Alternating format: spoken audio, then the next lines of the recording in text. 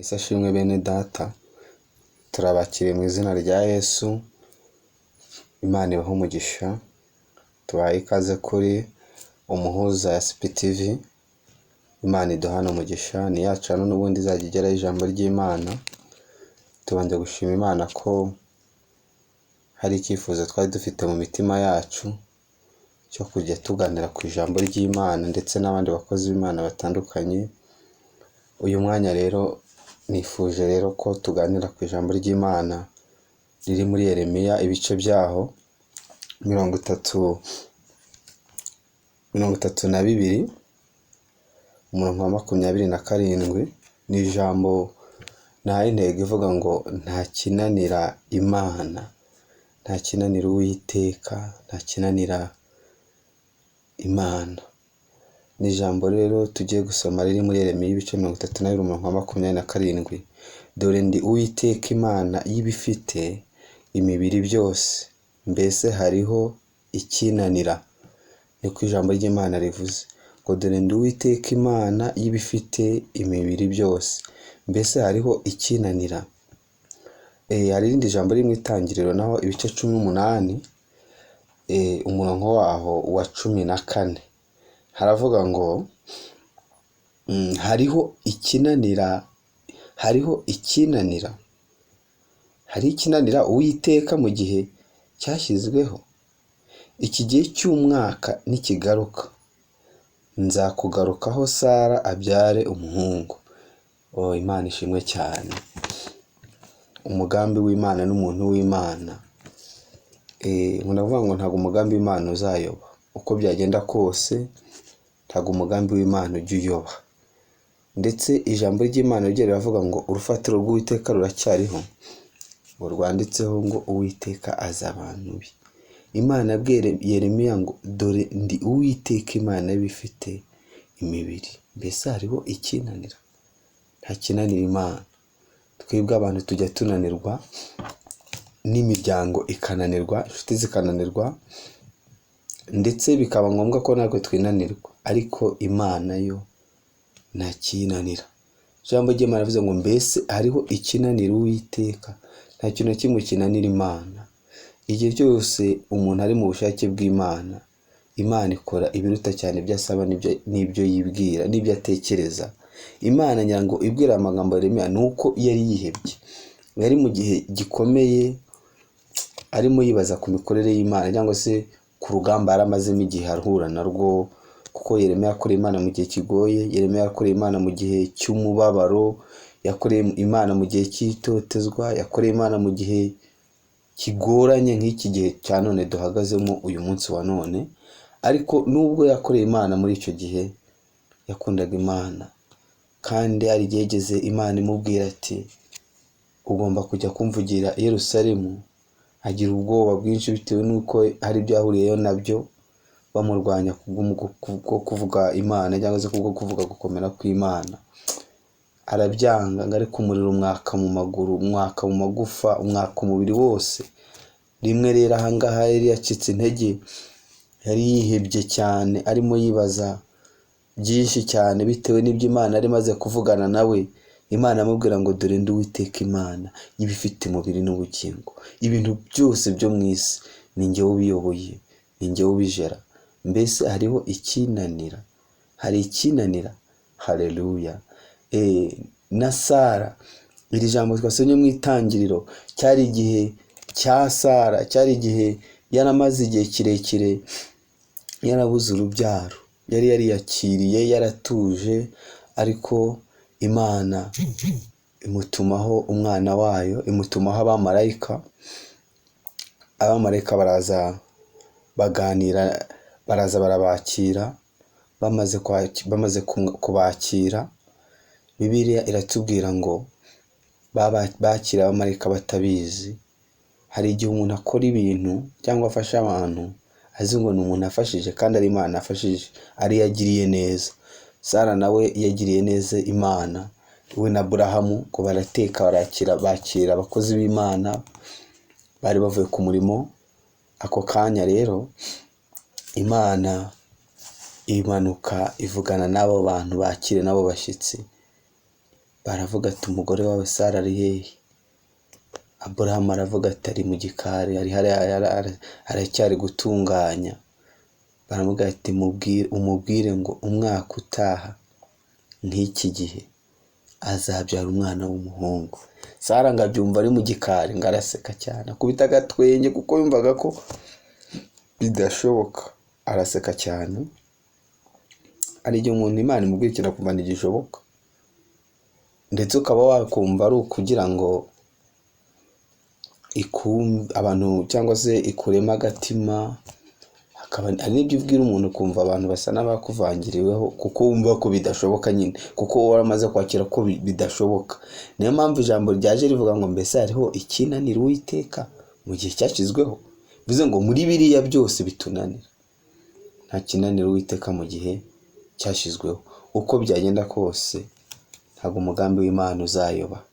Bibiliya iratubwira ngo ni Imana irinda ijambo ryayo ikariherekeza neza kugeza risohoye. Haleluya. Nta kinanira Uwiteka rero.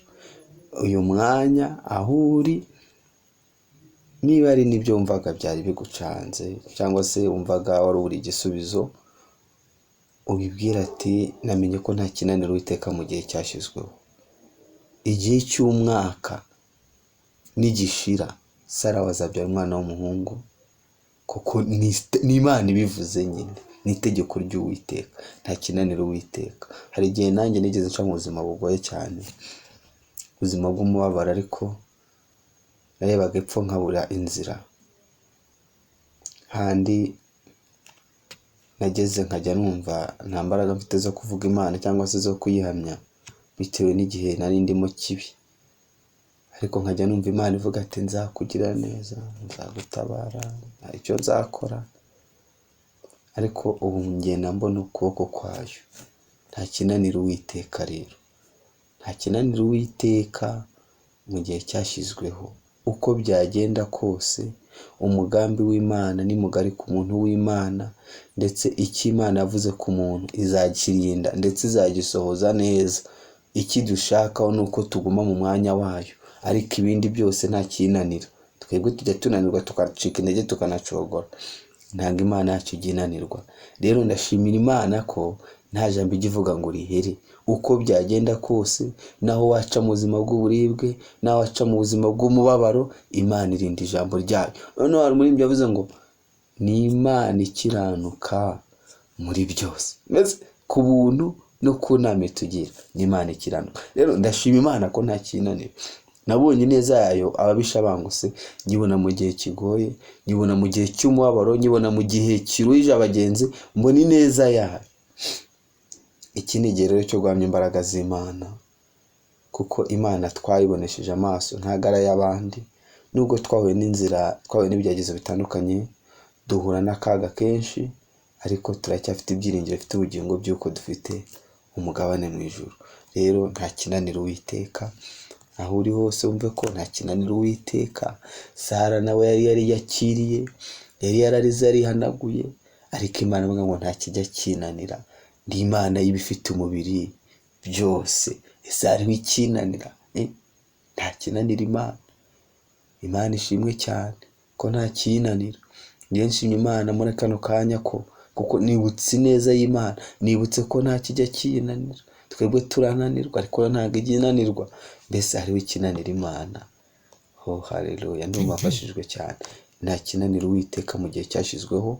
Igihe cy'umwaka iki turimo uyu munsi, cyangwa se iki gihe uri kureba wowe, nigishira cyangwa se ikindi kizaza, Uwiteka azaba yaranyujije kugira neza kwiwe imbere y'amaso yawe. Kuko hari byinshi n'ubundi yagiye akora, n'ubundi atabitutangarije. Hari n'ibyo yagiye akora yabitangaje, kuko ni Imana nyine ikora uko ishaka mu ngabo zo munsi zo mu ijuru. Hari igihe ivugana nawe ikabicisha mu bantu, n'igihe iceceka, hari igihe ibicisha mu nzozi ikavugana nawe kumva ntibishoboka, ariko nta kinanira Uwiteka. Na Dawidi Imana yaramubwiye ati nzakugira umwami.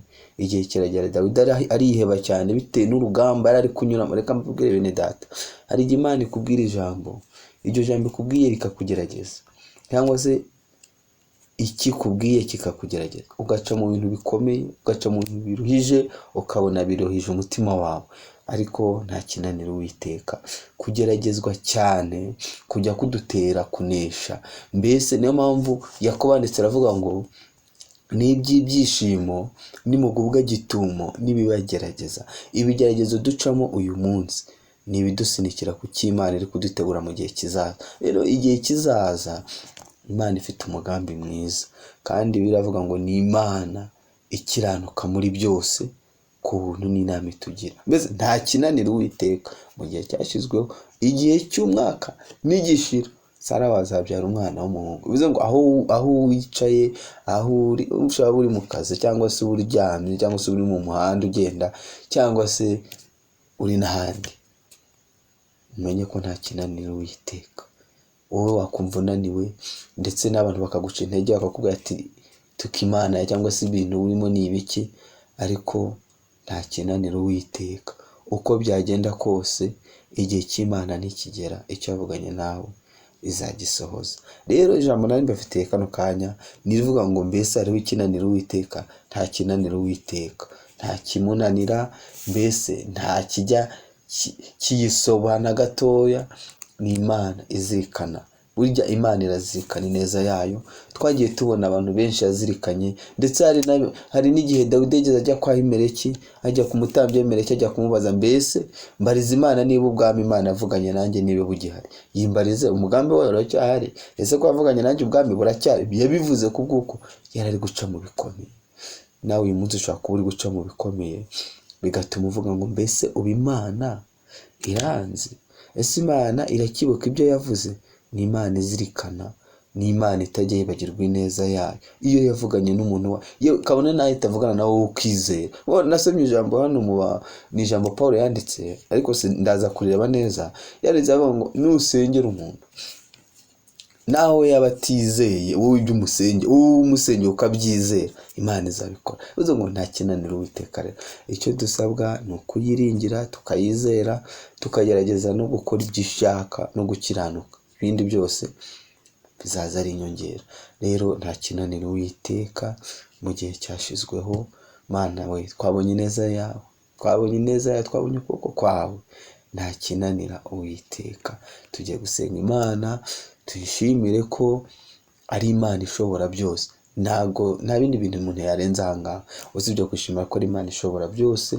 Bya bindi imiryango idashoboye, bimwe inshuti zidashoboye, tuyishimire ko ari Imana ibishoboye byose. Mbese ni Imana ihagije, ntisaba ubufasha, ntitira inkunga, ntago ijya yiyabonesha ahantu runaka. Ni Imana isobanutse, ikora ibisobanutse, kandi bikora mu gihe cyayo. Rero nta kinanira. Dore ndi Uwiteka Imana ibifite imibiri byose. Mbese ikintu cyose kiri ku isi ni Imana yakiremye, natwe niyo yaturemye, noneho iturema mu ishusho yayo. Niyo mpamvu rero izakora n'ibiruta ibyo twebwe dusaba, n'ibyo dutekereza, n'ibyo twibwira, noneho ngo n'ibiruta imbaraga zayo zidukoreramo. Reka dusenge Imana rero, tubwire Imana iduhe kuguma mu mugambi wayo, cyangwa se iduhe kubaho ishaka. Ibyo yumva ishaka ko dukora aba ari byo tuguma mu mwanya wabyo, kuko tuzi neza ko yo itazaduhemukira. Ni Imana izirikana. Imana nziza, uri Imana y'amahoro, uri Imana ivuga bikaba, wategeka bigakomera. Aya masaha ngushimiye ijambo ryawe. Ntago ndi umuhanga kubwo kuvuga ijambo ryawe, ariko icyo nzi cyo ni kimwe. Ijambo ryawe ryaravuze ngo umwuka wera naza nabamanukira, muzabagabo nyabwo kumpamya Yerusalemu n'i Yudaya. Ndagushimiye rero kubw'ijambo ryawe. Nta kikunanira uko byagenda kose. Abantu barananirwa, n'umuntu kwa muganga ajyayo bakamwandikira ko agomba gutegereza itariki y'urupfu rwe, cyangwa se agomba kwiyakira akabana n'ubwo burwayi, cyangwa se abaganga bakavuga ati turabona mbese nta kubyara guhari. Hari n'ubabwira ati turabona ugiye kubyara ariko uzategereza. Turabizi ko nta kikunanira. Uri Imana ifite imibiri n'ubugingo. Uri Imana yaremye ijuru n'isi. Uri Imana yaremye umuntu mu ishusho yawe. Uri Imana yatukuye mu magana menshi y'abanyabyaha, ukadutoranya ukatwiyegereza. Noneho ijambo ryavuga ngo hahirwa uwo Uwiteka akunda, yamara kumukunda akamwegereza. Ngushimiye ijambo ryawe ryiza. Nta kikunanira, nta n'ikirogoye umugambi wawe. Iyo wakinze ntawe ujya ukingura, kandi niyo wakinguye ntawe ukinga. mbese uri Imana ishobora byose. Ngaho rero habwa icyubahiro, ibyaremwe byose bigushime kandi natwe turagushimye. Ngaho rero nkweretse abarwayi, nkweretse abari mu bitaro, nkweretse abari mu nzu z'imbohe, nkweretse n'abandi bari mu bigeragezo bitandukanye bari kwibaza nibe bazabisohokamo amahoro. Aba bose ugenda imitima yabo uyiturishe kandi uyihe kugubwa neza. Urakoze kuri Imana ishobora byose, bwobana n'ubwoko bwawe kandi ubugirire neza, wagura imbago zabwo kandi Mwami Imana bari bacitse intege ubazina imbaraga kandi ubagura imbago uko zagura Yabesi. Tuzajye tugeze no mu izina rya Yesu, amen. Imana ibahe umugisha kandi Imana ibagirire neza kandi tubaye ikaze kujya mukunda kumva n'ijambo ry'Imana. Mfite icyifuzo cy'uko nzajya nzana n'abandi bakozi Imana nabo bakabagezaho ijambo kandi hamwe no gusenga Imana bizagenda neza, maze ubwami bw'Imana bwamamare. Ibindi Imana ituhane umugisha. Ciao ciao.